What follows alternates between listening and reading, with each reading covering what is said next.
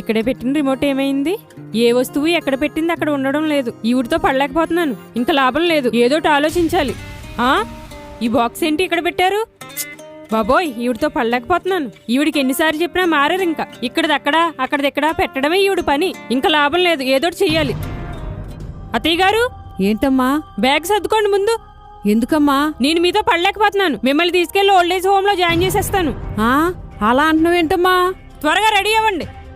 నా కొడుకుని చూడకుండా నేను ఉండలేనమ్మా. అదేం కుదరదు, త్వరగా బ్యాగ్ సర్దండి. నేను చెప్పేది వినమ్మా. వినేదేం లేదు. ఇంకా